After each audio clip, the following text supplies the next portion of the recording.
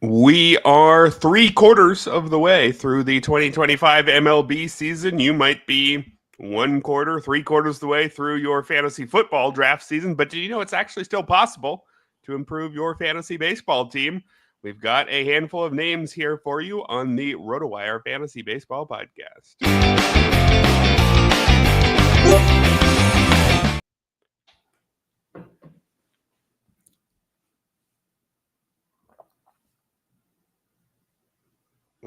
Are we back? All right. That was weird, but hello and welcome everybody to the RotoWire Fantasy Baseball Podcast. Erik Halterman here with Ryan Boyer. Today's podcast brought to you by Chalkboard. And Ryan, only a quarter of the season left. Do you have any FAAB budget in any of your leagues? Is this just a purely theoretical exercise we'll be going through over the final 6 weeks, or do you think you actually have the ability to make some moves? The only one of my leagues where I have an actual substantial amount of FAAB left is my Baseball Prospectus Staff League. And that, the way the FAAB works in that league is you put in your bids and it goes to, they take the second highest bid and your FAAB goes down to $1 above that. So it's kind of hard to blow through your FAAB in that league. So basically through no doing of my own, I still have a lot left in that. But otherwise, I'm pretty well, the well is run dry there. I've never heard of a league that does it like that. I guess it does kind of make sense. Do you like that method? Do you wish more leagues did it that way? Or do you think the standard approach where, hey, if you bid 3 times as much as everybody else, sorry, loser, you're losing all your money. Do you like the standard system, or do you like that system? I don't really like it that way, honestly. But I mean, I have benefited from it on some occasions. So everybody's under the same set of rules, but I kind of prefer the standard way of doing it. All right, good to know. I will not advocate for all my leagues to change over. We will be giving you our usual set of names in a few minutes, but first we've got a handful of headlines which are rather injury related today to talk about, starting with a potentially scary one for the Phillies and new closer Jhoan Duran, who had to leave on a cart after getting hit on the ankle by a line drive. Now, initial x-rays were negative, though, so this could just be a bruise. But, of course, we have sometimes seen an issue like this not show up as positive for a few days once the swelling subsides or something like that. The reports say the Phillies will evaluate him further today, Saturday. How are you playing this one, Ryan? Do you think, I think there's a pretty real chance that we get ambiguous news at best over the weekend and Duran doesn't pitch Saturday or Sunday. Are we picking up Matt Strahm, Orion Kerkering, even Jose Alvarado, who's about to come back from his suspension? Do you think that's worth a shot in leagues where you're desperate for saves? Yeah, I think it's if the information stands pat, I guess, without what we have so far, I think it's worth still throwing a few bucks towards those guys, maybe even David Robertson as well, who's off to a nice start with the Phillies. As you mentioned, initial vibes are positive, but that can, a CT scan or some other kind of tests after the swelling goes down could reveal a stress fracture, a hairline fracture, or something like that. And it also could just be a bad bone bruise. Those can sometimes result in IL stints as well, or at least sideline players for several days. So just keep an eye on the news in the coming days, especially ahead of FAAB time tomorrow.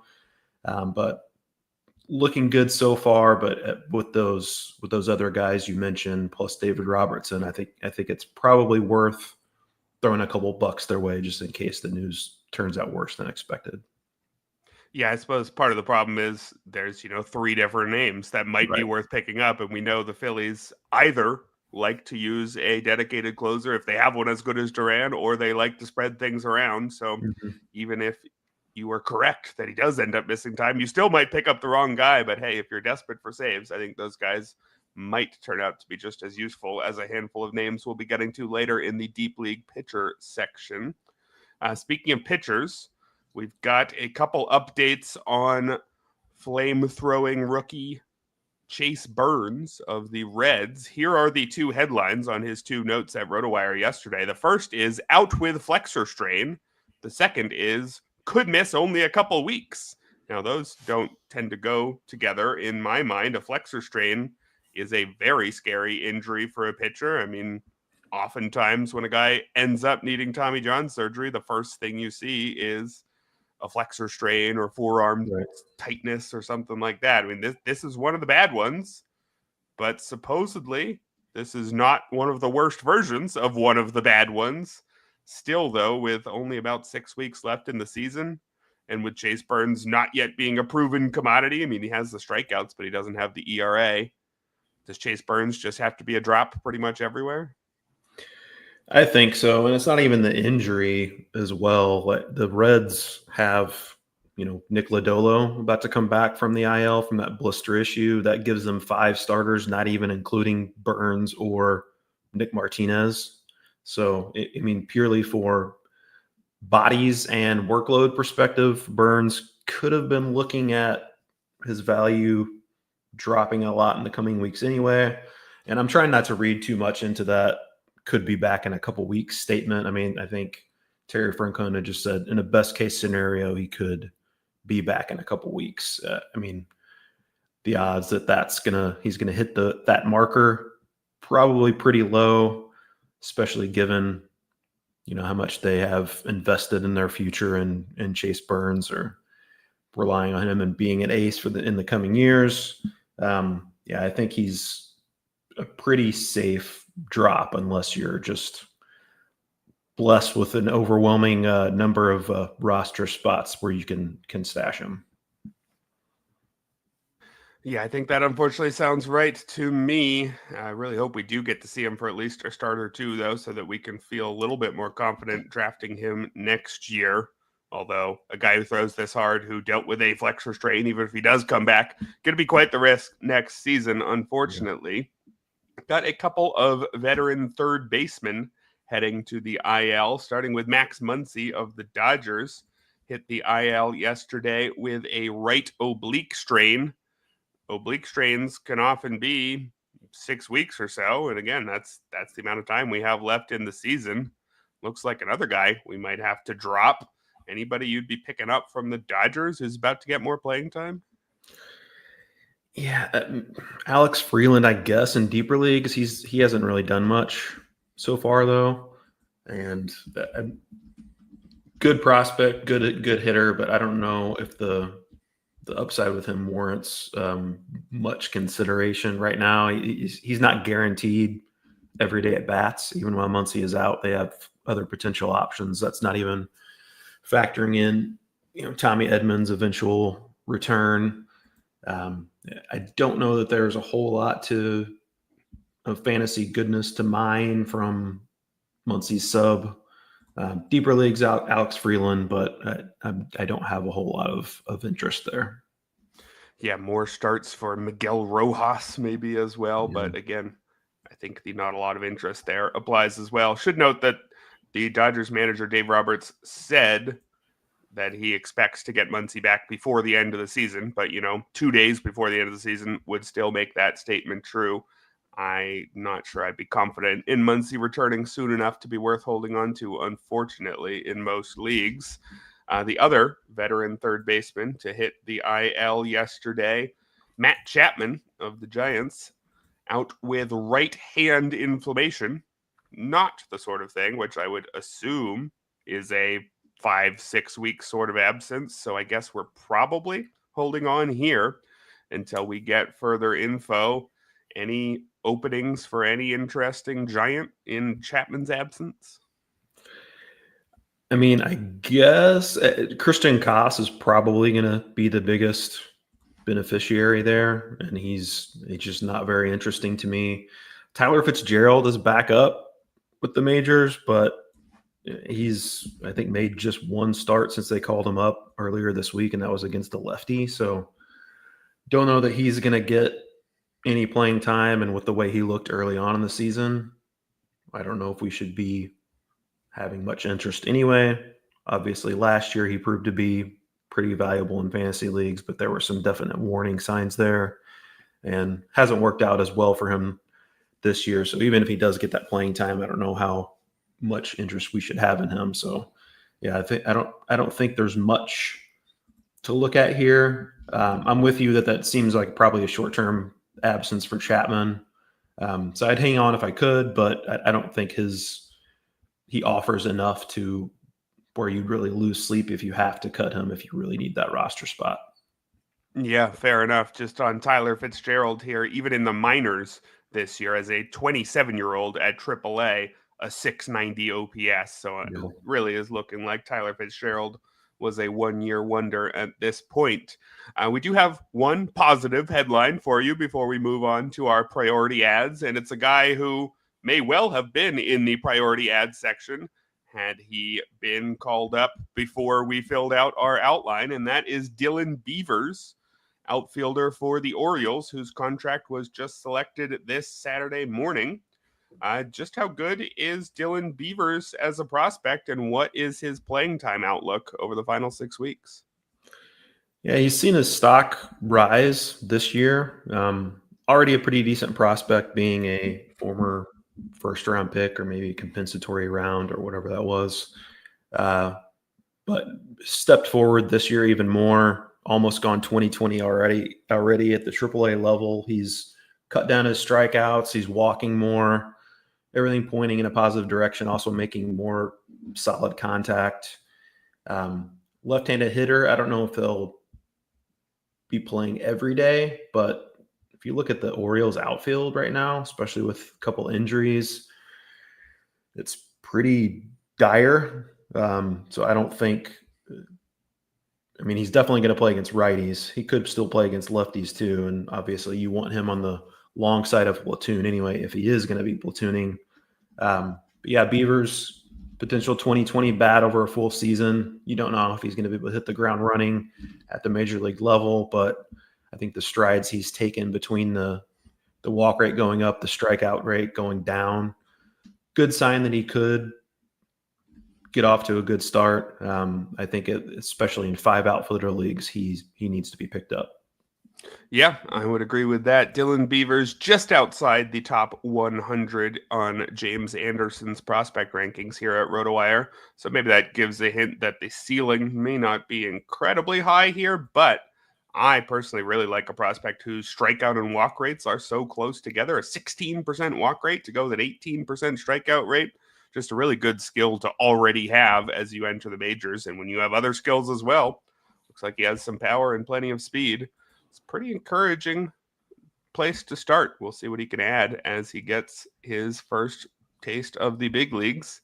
But it's time to move away from the headlines into the main topic of today's show, our priority ads this week, starting with somebody who should be a better closer candidate than any of the possible Phillies we mentioned, right, Ryan? Who you got?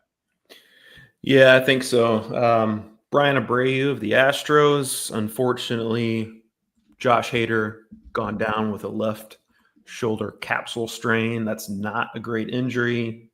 Potentially could eventually lead to surgery, but they're hoping, just a 3-week shutdown period and he'll be okay after that. But talking about 3 weeks of being shut down, it's going to take him a little while to get built back up. I think Hader, even in a best case scenario, is probably a safe drop. And Joe Espada not naming a closer while Hader is out, but Abreu is clearly the best option there. He's been one of the best relievers in baseball over the last 4 seasons. 2.17 ERA, 34.3% strikeout rate over that time. That includes a 1.64 ERA and a 36.2% strikeout rate this season. Only reliever in baseball with 100 plus strikeouts each of the previous 2 seasons. The only potential negative I can see with Abreu is he's really the only trusted high leverage righty the Astros have in their bullpen right now. And they have several good lefties in their bullpen. So it could potentially lead to Abreu being used earlier in games when the opposition has good righties due up. But I think he's still clearly the best reliever in that bullpen and the best option to close games for the Astros. So I want him in any league he's available, even if there's potential for them to use some other guys as well. Yeah, I see a mention of one of the other guys in the chat. If you're still around when we get to the deep league guys, I bet you will hear us mention that name. But Bryan Abreu is one of those relievers who already was fantasy viable in deeper leagues. Any league deep enough where occasionally an elite setup man is just going to be better than the 7th best starter on your roster.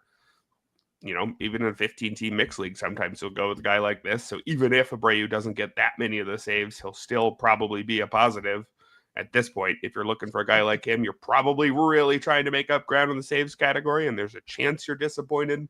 But I'd still make him the priority if you're looking for a closer this week. Jumping over to my first name here is going to be a starter.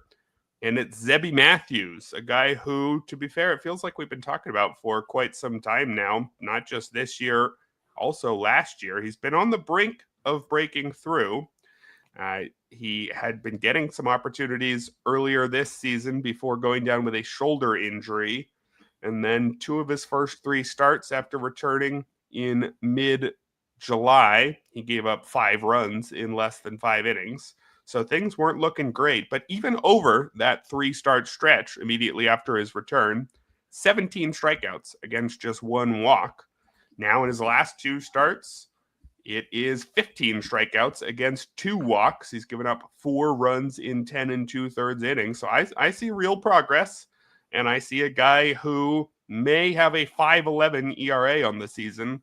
But check out some of these ERA estimators. FIP has him down at 334, Sierra at 304, XFIP at 295. I mean, eventually we might discover that Zebby Matthews is a guy who's always going to fail to meet his ERA estimators because he gives up too much loud contact or too many homers or something like that. For his career, he certainly has had a home run problem. It's almost 2 homers per 9 innings between this year and last year combined. So there is a red flag here. But man, the guy has a 30% strikeout rate and a 6% walk rate this season. It's really hard to keep up those kind of numbers over the long term and not be quite a good pitcher. So I'm going to side with what usually works for most guys and look at the numbers like the strikeouts and the walks in the shorter sample and not the ERA. I think among the pitchers who are being picked up in these shallower leagues, he's going to be one of the better options out there. He's still going to be on your wire in a lot of places because people look at that ERA. They look at that 136 whip, which isn't particularly good either. And they say, I don't really need this guy. But I don't think that's who Zebby Matthews is. And I think now he should have some clean runway the rest of the season. The Twins are fully in development mode. I think there's a pretty good chance we see Zebby Matthews' numbers start to match his ERA estimators going forward. I've been pretty encouraged. Of course, he's just going to get lit up for 3 homers his next time out, but I think there's something here with Zebby Matthews. I've thought that for a while, and I think we're getting closer. Who's your next name on the list, Ryan? Yeah, Nolan McLean has been tasked with saving the Mets season, apparently. He's coming up to make his major league debut today against the Mariners. Has emerged as one of the best pitching prospects in baseball, 2.45 ERA, 127.50 to strikeout to walk rate, over 113 2/3 innings between double and triple A this season. Saw a tweet, I think, yesterday from Saris of The Athletic mentioning that among the kind of the top pitching prospects in baseball, Nolan McLean's Stuff Plus sits atop even guys like Bubba Chandler and Andrew Painter. Lance Brodowski also had a nice tweet about Nolan McLean, talking about his ability to spin the ball, specifically his curveball. If he ranked among the MLB leaders, he would be at the very top as far as RPMs go with his curveball. Compare that with, you pair that with elite velocity for a starter as well. Really has a potential to miss a lot of bats. I think he's got a chance to run with a rotation job with the Mets. Tyler McGill, I believe he's begun a rehab assignment, could be back before too long. But I mean, if Nolan McLean pitches well, I think he's remaining in the rotation. Given how things have gone for the Mets lately, if McLean pitches well and then gets either moved to the bullpen or back to AAA, there will be quite the uproar. So I do think he has a chance to run with a rotation job, and the upside is enormous.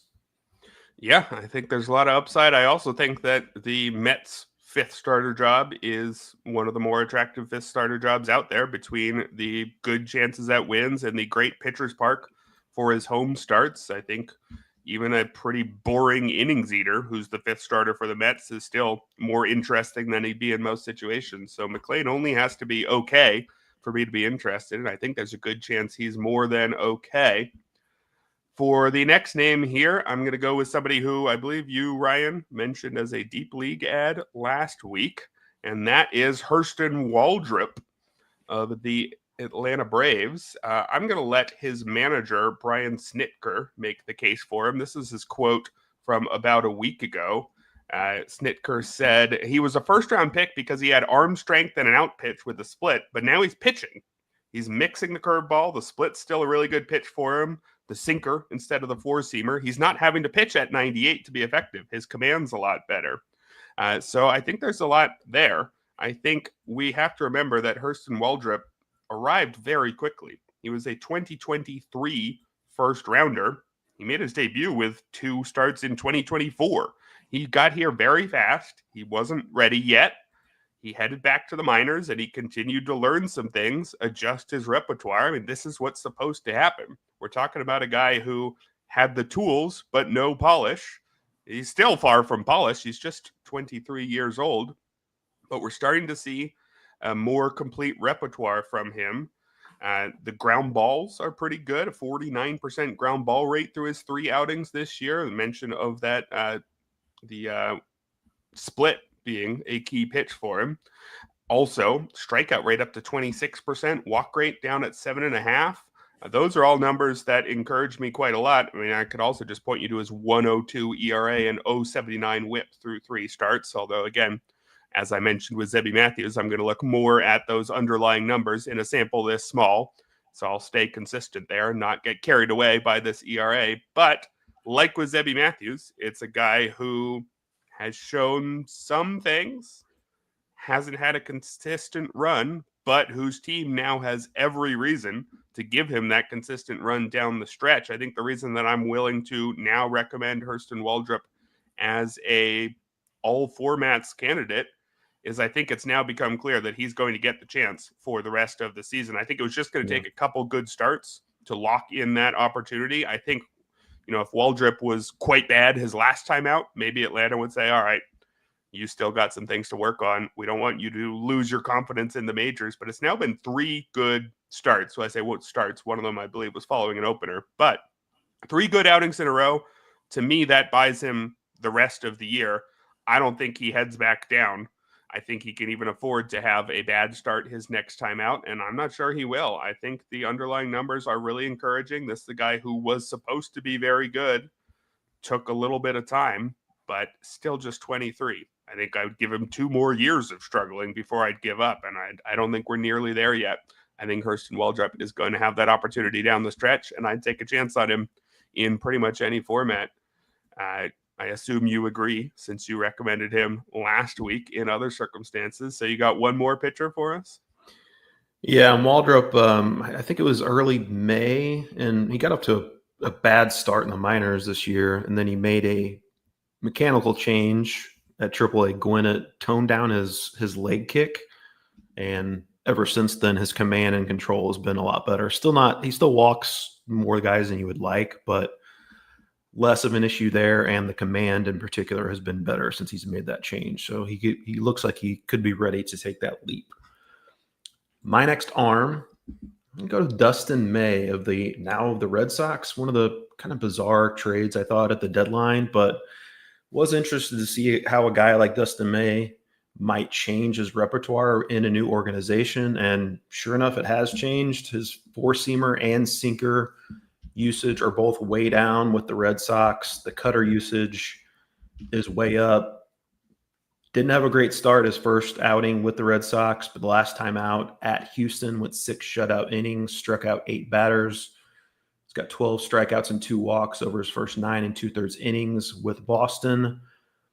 The cutter velocity, I mentioned that he's thrown that pitch a lot more. It's actually the velocity on that pitch is down more than 2 miles per hour, or almost 2 miles per hour, rather. So I don't know if he's made a grip change or if they've just tweaked that pitch a little bit, but it looks like it's working to his benefit so far.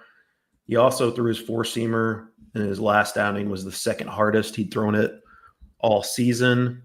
Upcoming schedule for Dustin May looks favorable. He's got 2 starts next week and then a start against the Pirates after that. It's been, coming into the season, basically health is really the only thing we thought was holding Dustin May back. He's been healthy this year. The results haven't been there. But I'm still intrigued by the talent, even with the velocity down a bit this season, and getting some new hands on him in Boston to see what he can do with his repertoire. I'm at least interested enough in Dustin May that I want him on my roster. Would be quick to drop him if it turns sour quickly, but I think the upside is still there for him. Yeah, I've mentioned this before, but for me, anytime a pitcher changes organizations, that could be a cue to pick him up, because when a new set of eyes from the pitching coaching staff get on a guy, they might have new ideas, and those new ideas might work. And I think the Red Sox in particular have a set of pitching development guys, including even Kyle Buddy of Draftline. They're good tinkerers over there in Boston. And so a guy who has shown pretty high highs in the past, I like the idea of him getting over to an organization like that and seeing what they can do. Speaking of guys who have changed organizations in a way that has seemingly benefited them, how about Miguel Andujar of the Reds, who in 11 games since coming over from Sacramento at the deadline has 3 homers, hitting .387 with a 12.14 OPS. I don't think that's what Miguel Andujar is, but he's a guy who was already hitting pretty well and who now gets to call a very hitter-friendly park home. To be fair, that was also true in Sacramento, but it's certainly not much of a downgrade moving to Cincinnati. He is certainly taking to his new home well. There are a few reasons why I would recommend him as a shallow league guy here, though. One would be, I initially wasn't sure what the playing time outlook was going to be for Miguel Andujar, who's nominally a third baseman. Not sure how good of a third baseman he is at this point. The team also had Nolan McLean, who wasn't playing third base because they also added Bryan Hayes. So what was the opportunity going to be for Miguel Andujar? Apparently, the opportunity is he gets to play every day these days at DH. And not only is he playing every day, he's settled in as the cleanup hitter. Last 6 games, he's hit cleanup and served as the DH. He's homered in 3 of those contests. A guy hitting at the heart of the order at a park like this who's hot right now, I'm pretty intrigued. Now, not everything is amazing in Andujar's underlying numbers. He hasn't shown great power stats in several years in terms of barrel rates and hard hit rates. I mean, over these 11-game sample, yes, he has a 13% barrel rate, a 57% hard hit rate, but that's pretty far out of line with who he's been. But who he's been is actually an excellent contact hitter. Strikeout rates the last 3 years, 14%, 13%, now 14% again. You put the bat on the ball very often in a park that is this hitter-friendly, and you're going to have some good results. So, again, this is him playing over his head. I would think of him as mostly a batting average compiler, but you could get a decent amount of power as well.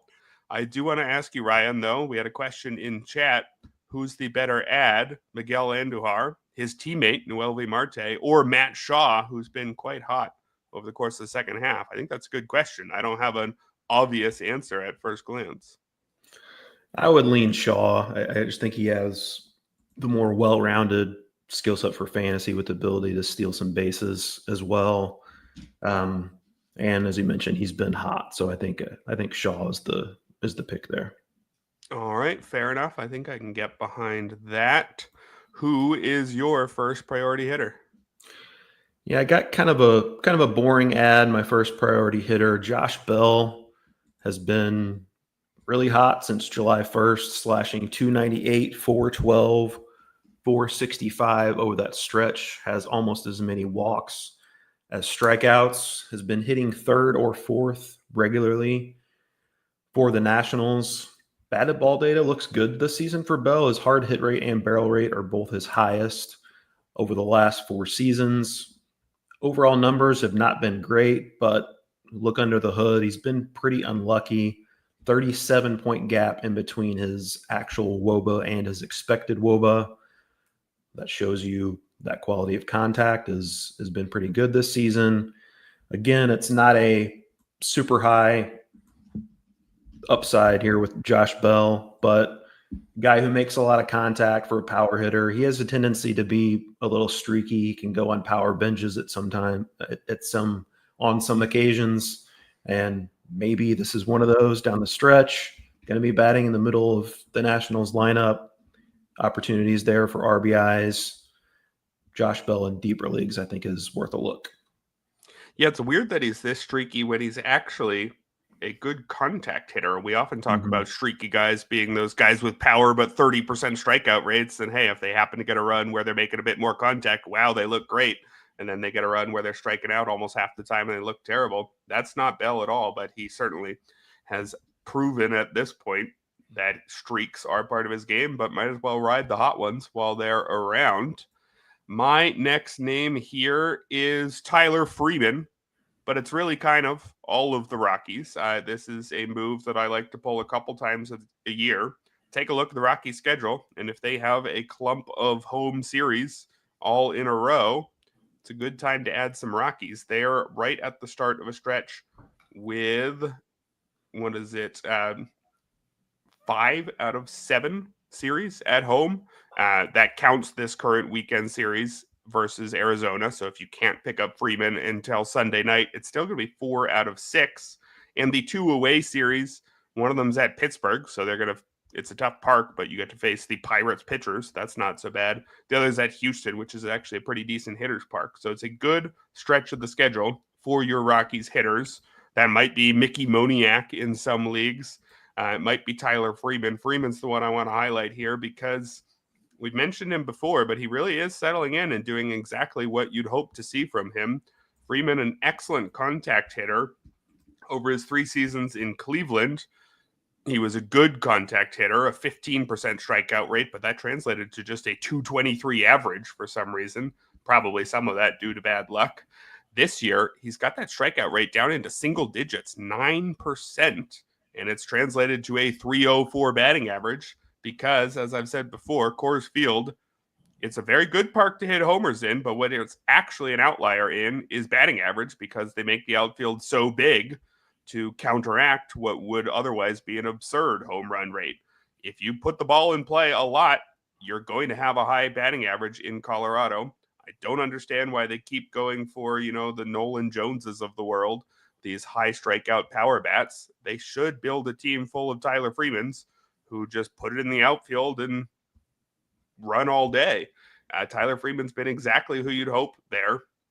Only 1 homer, so there are teams who probably shouldn't be picking up Tyler Freeman, but if you need batting average, guy who hits 300, also is giving you 16 steals in 77 games this season.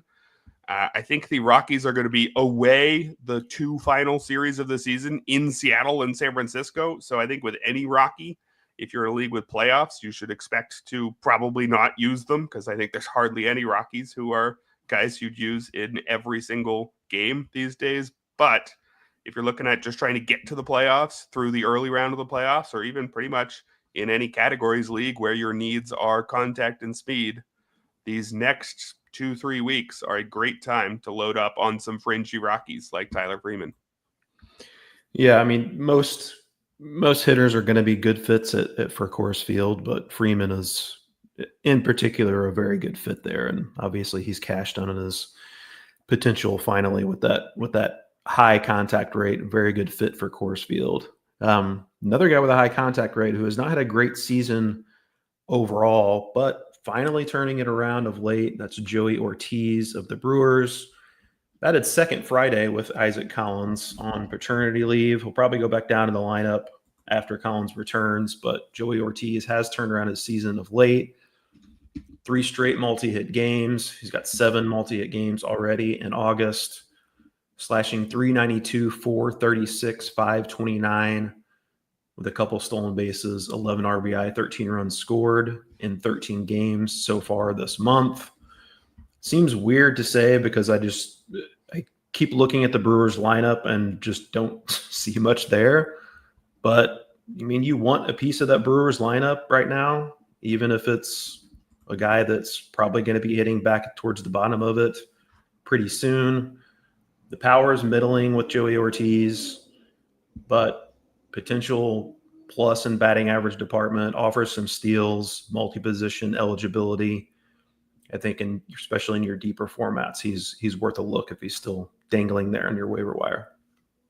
Yeah, I think by this point I may have cut all my early season Joey Ortiz shares. There was a lot to like about a guy who's eligible at short and third, or he was eligible at one, and it was clear he was going to quickly pick up the other. Yep. Really good end of the roster type of player. If he can just play a lot and be eligible at both corner and middle, really was not looking like that for much of the season. But I think that player who we thought was in there is still in there when we're starting to see it recently. Our final priority ad will be Kyle Manzardo, who is finally maybe starting to make good on his prospect pedigree. I know second half splits are the more standard thing here, but because it makes my point stronger, I'm going to go to the final 2 days of the first half because Kyle Manzardo started turning things around right then by homering in the last 2 games of the first half. So since July 12th, he has 8 homers. He's hitting .329, a .207 WRC plus. Interesting thing here is he's actually making less contact. His strikeout rate is up to 27% over that stretch. Heading into that point, I believe it was in the around 23% or so. So he's basically losing a bit of contact for a lot more power. Over this recent stretch, it's a 17% barrel rate. And sometimes I think young hitters just they need to figure out the balance that works best for them. We've seen this with other guys like Gunnar Henderson a couple years ago. He broke out right as he started striking out more. It was very weird. It was hard for me to trust, but I think this is a thing that some hitters do, where they just realize, you know what, I need to sell out a little bit more, whether it means chasing more, just being more aggressive in general. It seems to be something that's working for Manzardo, allowing himself a few more whiffs, but really just crushing the ball when he gets a hold of it. He's now up to an 805 OPS on the season after looking pretty lost for his first 2 half seasons here. 21 homers in 104 games, but I think he's got a real chance to finish with at least 30, a 240 average on the season. I would not expect him to be a high average guy, even though in that stretch I cited, he is hitting for a high average. If the strikeouts remain elevated, he's probably going to be a low average bat, but we're finally seeing pretty legitimate power here with Kyle Manzardo, and I don't see a reason for that to suddenly go away because this was a player that we certainly did like as a prospect. It was confusing to see him struggle for this long. I think we're finally seeing the good Kyle Manzardo. We are going to give you our Deep League ads in just a few minutes after this message and a little game from our sponsor, Chalkboard. Cash in on your MLB picks this season with Chalkboard. Simply choose more or less on your favorite player stats to win up to 5,000 times your money. For a limited time only, new players get $20 free with no deposit required. Yes, you heard that right. $20 free just on sign up. See why over 1 million fans have already locked in with Chalkboard to turn their sports knowledge into cold, hard cash. Whether you're locking in the perfect slip with alternate lines, using the cash out feature to take your money and run, or hammering the daily promos, today is your chance to win up to $40,000 on a single entry. Stop sitting on the sidelines and get into the game with Chalkboard Fantasy Sports. now available in 30 plus states. Download Chalkboard today and use promo code ROTOMLB, that's ROTOMLB, to get $20 free with no deposit required. And as part of our sponsorship by Chalkboard, we're going to make a few Chalkboard picks here for today's games. And if you're playing along live or listening along live, you could play along with us. And if you're catching this later in the day, you can laugh at everything we got wrong. Ryan, who is your first pick for today's slate? I'm going to go with Colby Thomas and taking the over on 1.5 hits plus runs plus RBI. On these daily platforms like this, I generally like to target bad opposing pitchers.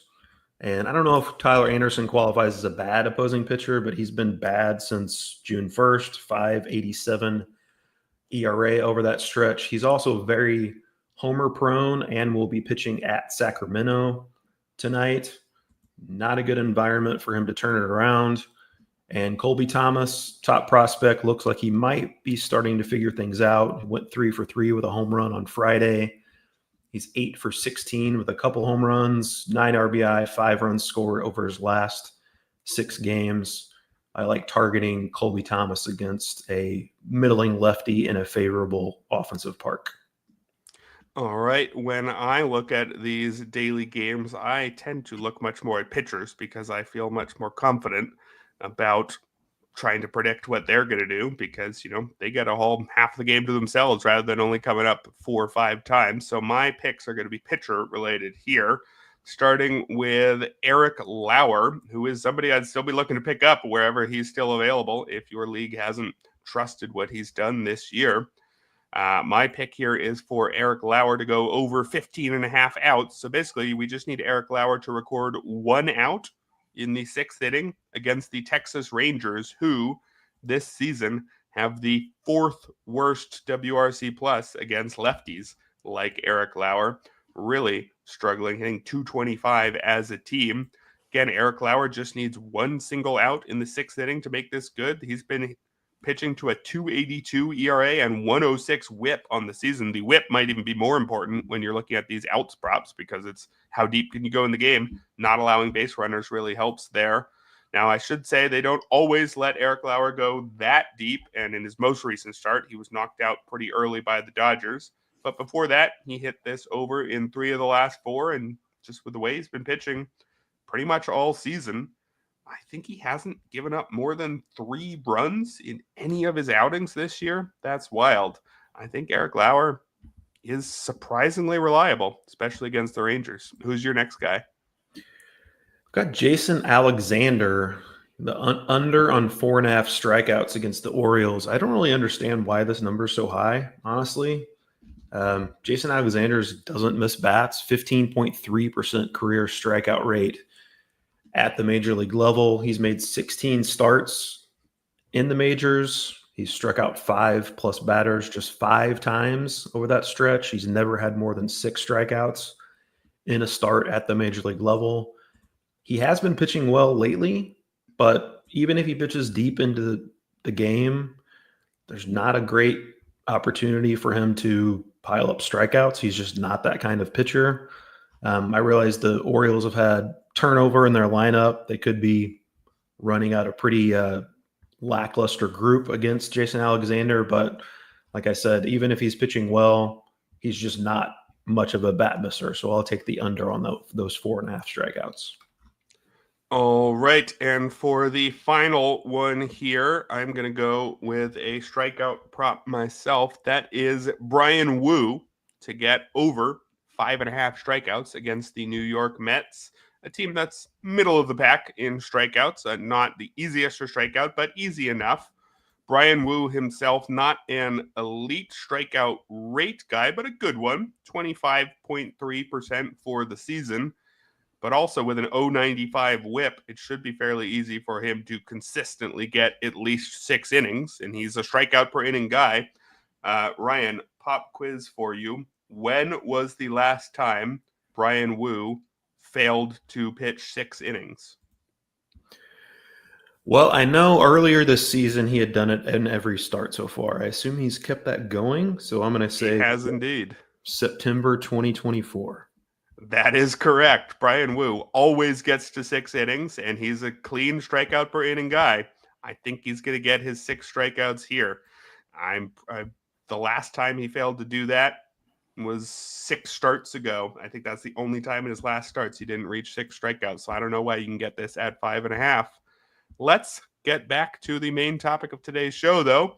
Our FAAB pickups of the week. We are now moving into the deep league names, starting with some pitchers. I think we're going to be scrounging around for saves for much of this section. Who is your first candidate, Ryan? Yeah, there's going to be a theme to my deep league pitcher recommendations, and that's a bunch of so-so relievers with an opportunity to pick up some saves. And the first of those is Justin Topa of the Twins. He has notched each of the last 2 saves for Minnesota. Also on a roll in August, 6 scoreless appearances so far.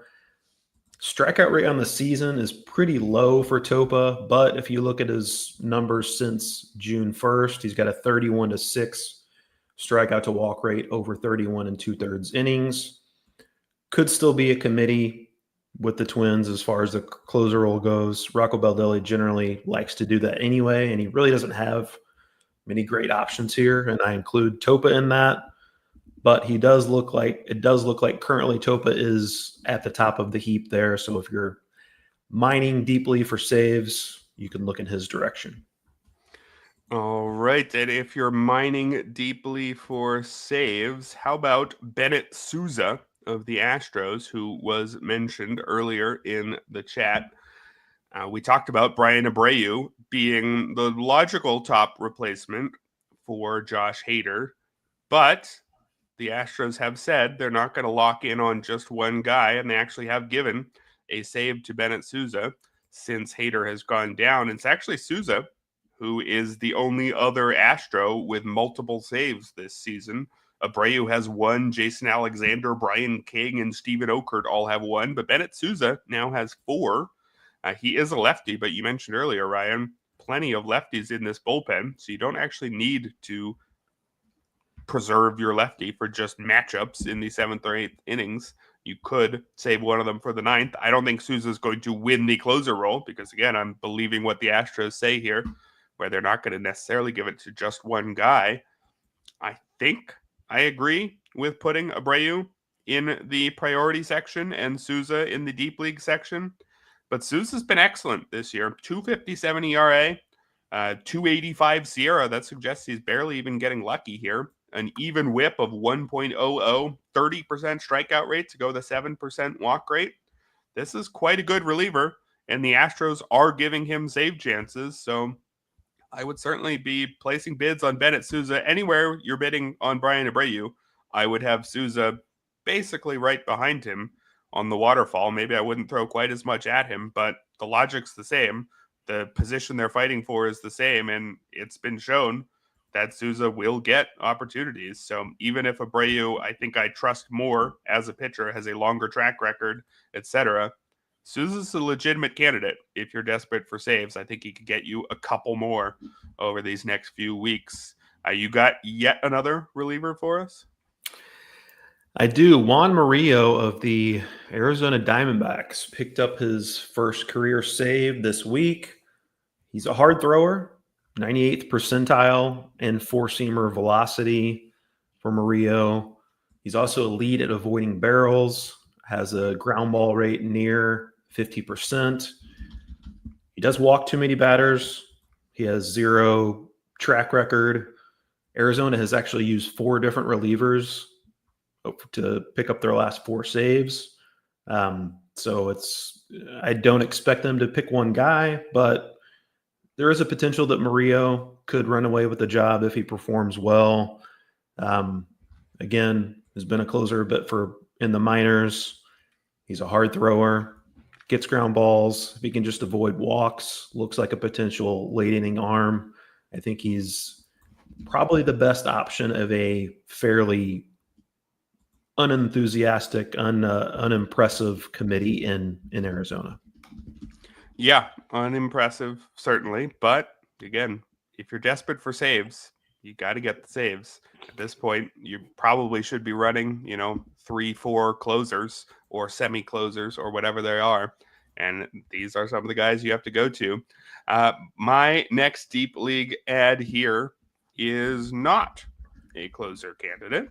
It looked at one point like he could theoretically have been, but Braxton Ashcraft of the Pirates, starting prospect in the minors, was pitching out of the bullpen earlier in the season, but has returned to the rotation and made a pair of starts. Still building up. It was 3.1 innings and then an even 5. But over those 2 innings, which cover 8, or 2 starts, which cover 8 1/3 innings, allowed just 2 runs, 9 strikeouts against 1 walk. Braxton Ashcraft on the season, strikeout rate only 21%, but combined with a pretty good 7% walk rate and a strong 51% ground ball rate, that's a profile that should work. You don't need elite whiffs if you're keeping walks off the board and keeping the ball on the ground. Ashcraft was a pretty legitimate pitching prospect prior to his debut. Somebody who there were some people who might have even preferred him to Bubba Chandler, certainly not the consensus view, but there were some things to like in his profile, certainly. Has showed better control than Chandler, certainly, throughout the minors. He's not the only Pirates rookie to be making noise before Chandler has arrived this year. Also, Mike Burrows is showing something at the big league level. In those 10 starts before his promotion, Braxton Ashcraft, the ERA was bad at 5.03, but a 26% strikeout rate to go with an 8.7% walk rate. He'd showed better command numbers in the minors in the past. It was a 4% walk rate last year, 5% the year before that. I like a guy who can miss bats, but also show good control. I think there's something here with Braxton Ashcraft, and I do really like the Pirates as a place to pitch, at least in terms of the park. I doubt Ashcraft is going to single-handedly pull you back in wins, but, if you were thinking about grabbing Bubba Chandler to hope that the Pirates promote him and he's the best version of himself over the final 6 weeks, I'd rather just go to Braxton Ashcraft instead, who was a prospect and is here and is showing some real promise. 3.02 ERA in 41 2/3 innings. So I think that's the only deep league starter that we actually can get behind this week. You've got yet another reliever for us? I do. Another deep ad for those looking for saves. Elvis Alvarado of the Athletics actually doesn't have a save yet, but looks like he's trending towards getting those potential responsibilities. He ranks in the 97th percentile in four-seamer velocity, also has a 34% whiff rate on that pitch, really high, especially for a four-seamer. Has a 45.8% whiff rate on the slider as well. Since being recalled on June 29th, Alvarado's posted a 2.29 ERA with 24 strikeouts over 19 2/3 innings. Been their best reliever over the last 6 weeks or so. He pitched the 8th inning with a 3-run lead on Friday. He has pitched either the 8th or the 9th in all but one of his appearances in August, so he's earning that late inning work.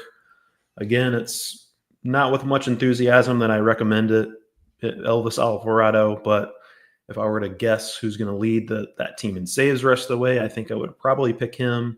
So if you have a saves dart throw to make, you can throw it in his direction. Yeah, a lot of unenthusiastic deep league recommendations so far this week, but that's the nature of this time of the season. If you are doing really well in a lot of the pitching categories, but you need to catch up in saves, you gotta do some things. You gotta get some extra relievers in there, and if you're trying to get 4 or 5 relievers in there, whatever it is, they're not all going to be amazing if they're still available this time of year. We're going to move on to deep league hitters, but I do want to address this comment from the chat. Chad asks, do you think people will be aggressive on David Robertson with his strong debut and the Joan Duran situation? We did talk about this briefly at the start of the show, and I think that the problem here is just that there's too many options in Philly. I think Robertson's good and will probably pick up a save or two the rest of the way if Duran is out a while. But when the Phillies don't have a clear-cut, obvious number one, they spread the saves around. I just can't guarantee it'll be Robertson and not Matt Strahm, not Orion Kirkering, not Jose Alvarado, who's about to return. So in particularly deep leagues, all of them are viable, but in shallower leagues, I mean, would you rate any of them ahead of any of these guys that you threw in the deep league section? Even the unexciting, unappealing Juan Murillo and Elvis Alvarado? I just don't know. They might be better pitchers, but they're, a quarter of a temporary closer role. Yeah, I mean, I would put him in the same bucket pretty much. You covered it there. It's first of all, it's looking like Duran is probably going to be okay. And the main thing is if they go with another reliever, if Duran winds up missing more time than expected, you just don't know who it's going to be. It might very well be David Robertson, but the odds are that it's only going to be him are quite low. All right. Should we also have mentioned Cade Cavalli at some point? I might have thought about him last week, didn't we? Yeah, I think that's why I didn't. He is an interesting enough guy who is getting an opportunity down the stretch here. Used to be a highly rated prospect before all the injury troubles. Has a runway to start the rest of the way, so certainly would be open to picking him up in some places. But let's move over to the deep league hitters, where I am going to start with Owen Casey, outfielder for the Cubs. Now, I do have to start with the caveat that I don't know if Owen Casey is going to play enough to matter. He was called up Thursday, unusually one day before the cutoffs that allowed him to retain his rookie eligibility. So if Owen Casey remains in the majors the rest of the season, he won't be able to be Rookie of the Year next year, and he won't be able to give the Cubs an extra draft pick. Now, I don't know if he was going to be a Rookie of the Year next year, but he is a good prospect. He ranks 58th on James Anderson's top 400 here. Problem is, the Cubs have Ian Happ, Pete Crow-Armstrong, Kyle Tucker, and Seiya Suzuki at DH. There's not an obvious spot for Casey to play regularly. Uncle Ted mentions in the chat the reason why Casey did get that call a day early, which is because the Cubs were in Canada, in Toronto, actually, which is where Casey grew up, and it was a cool gesture to allow him to debut in front of his home fans. He's a real prospect, and he's getting an opportunity now. I just don't know how much of an opportunity it is, which means he's only a deep league option. He's the guy you add and hope that he's worth including in your lineup maybe in a week once there's proof he's actually going to play. I mean, do you think that you would – how many starts, I guess, does Casey need to make this weekend for you to actually say, I'm going to include him in my lineup next week? Just because, again, the depth chart's so blocked, but this is the guy who had a 955 OPS at the AAA level this season. He's a good prospect. Is he going to play enough? I mean, what do you need to see to actually go in on Owen Casey? Yeah, once we saw that news of him being called up, I was waiting for additional news to come out about one of the Cubs outfielders or say Suzuki, their designated hitter, dealing with an injury and them going on the IL. That hasn't happened. So, I mean, maybe it's the Canada thing that could be a factor. The Cubs offense has been really bad lately. Maybe they're just looking to shake things up for a little bit, but it's really hard to see that path to playing time over the rest of the season.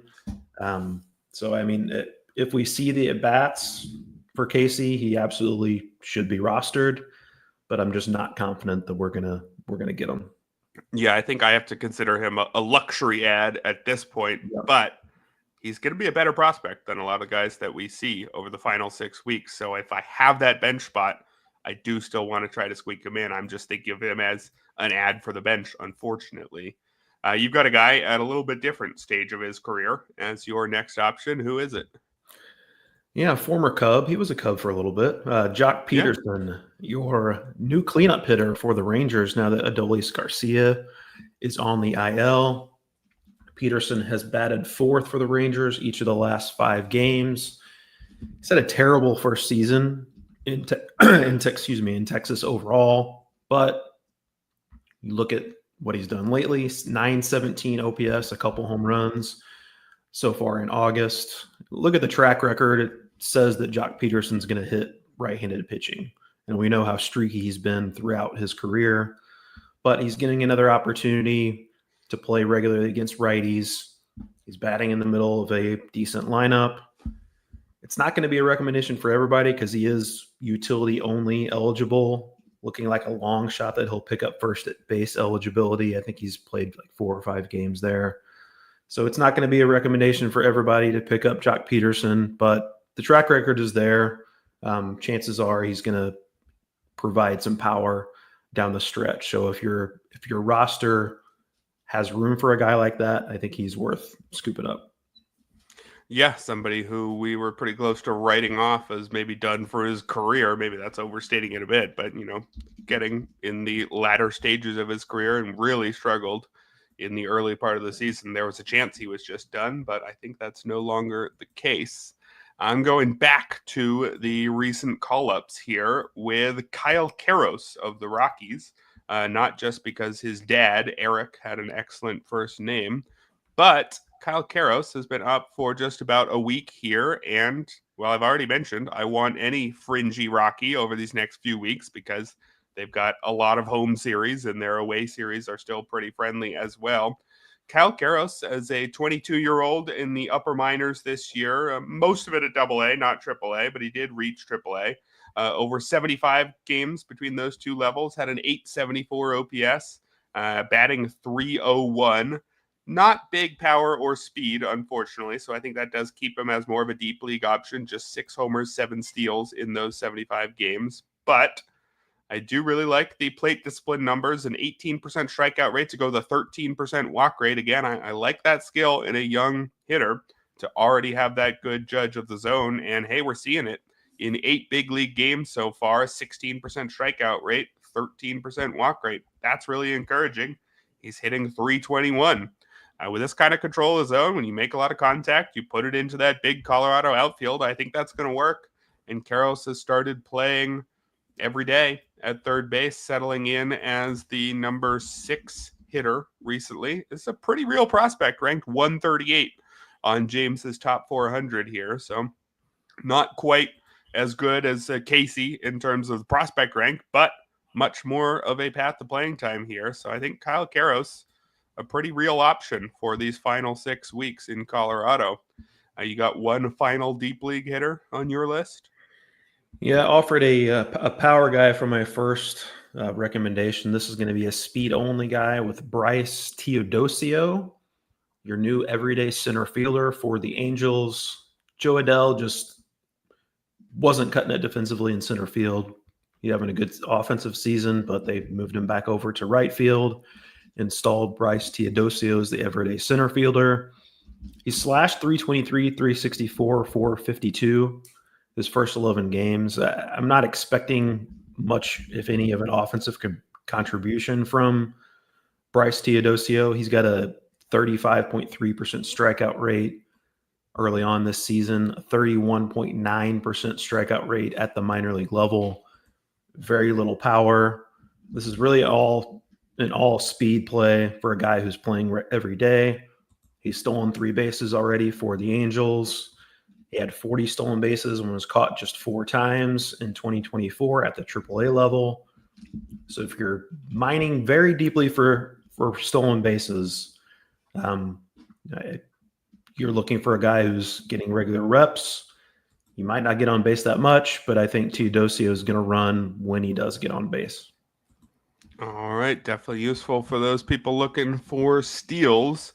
I've got one final rookie call-up here for you in the Deep League section, and that is Bob Seymour, who is listed as Robert Seymour on Fangraphs. So you might need to check a couple different names to find this guy in your league. Bob Seymour of the Rays, a 26-year-old rookie who has played 1 career game in the majors yesterday. Don't generally have a lot of faith in 26-year-old rookies. Did have a 26% strikeout rate at AAA as well this year. I think it's most likely that Bob Seymour doesn't make enough contact to have much of a major league career. Otherwise, we would have seen him before this stage. This is kind of a classic quad A guy, but did have 30 homers in 105 games at the AAA level this season. So if you're in need of power and are willing to take the risk, there does seem to be some playing time available at DH or first base, at least in the short term, with Jonathan Aranda still out with a wrist injury.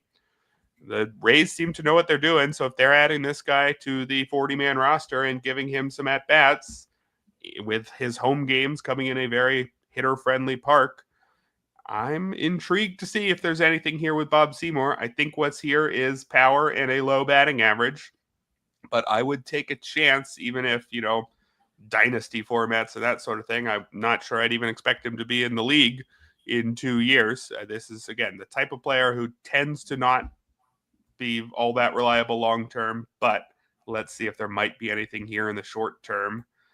Because I mentioned 3 rookies, one of whom, Casey, might not even be worth picking up at all, and the other whom, Seymour, I did just mention a lot of negatives. I do want to throw out a couple veterans who are out there in some deeper leagues. Well, one veteran, one second-year guy. Paul DeJong, who was also mentioned in our chat here. Paul DeJong has been playing regularly, has recently gotten quite hot. He missed a large part of the year with injury, so his season-long numbers, he's not going to show up very high on any list, but in 35 games, he's got a 104 WRC+, which is actually his best mark since his rookie season. He's a guy who hits for low average, but has some real power, and he's particularly gotten hot lately. Paul DeJong also batting 3rd or 4th for the Nationals these days. It's 3 homers in his last 6 games, 4 in his last 9. It's a guy with real power who does this sometimes. He's actually making more contact over that 9-game stretch as well, a 13.5% strikeout rate. So Paul DeJong, interesting enough, deep league guy. I also want to mention Blaze Alexander real quick too, who has been getting playing time in Arizona and has been making the most of it in the last few days, the last couple of weeks. He's also got a bit of a power surge here. 4 homers in his last about 12 games or so, with a 205 WRC+ over that stretch. So a couple of guys eligible at both corner and middle infield who might have a higher floor, certainly, than the Owen Caseys and Bob Seymours of the world. I don't know. Do you like either of those guys better than the rookies I mentioned? Not really. Okay, good. Yeah, I mean, I think I would rather take a shot on one of the younger guys who could play more. Bob Seymour, by the way, sounds more like a 56-year-old coach rather than a 26-year-old player. But yes, true. He does have some power, and as it was mentioned in the chat, the Rays do have a tendency sometimes to squeeze a little more juice out of those types of players than other organizations, and playing in a favorable park. So maybe there's a little something there if he does get the opportunity to play. All right. Well, we have one more sponsor to mention here, the NFFC. The NFFC RotoWire Fantasy Football Online Championship is live. Play fantasy football against your favorite RotoWire experts on NFFC this football season. Jeff Erickson, Nick Whalen, and more will compete in the RotoWire NFFC Online Championship for a shot at $250,000. Sign up for a draft today at rotowire.com/high stakes. That's rotowire.com/high stakes. Thank you, NFFC. Thank you to our other sponsor, Chalkboard. Thank you, listeners. Thank you for those who hung out in chat as well. And we'll be back with another set of picks next week here on the RotoWire Fantasy Baseball Podcast.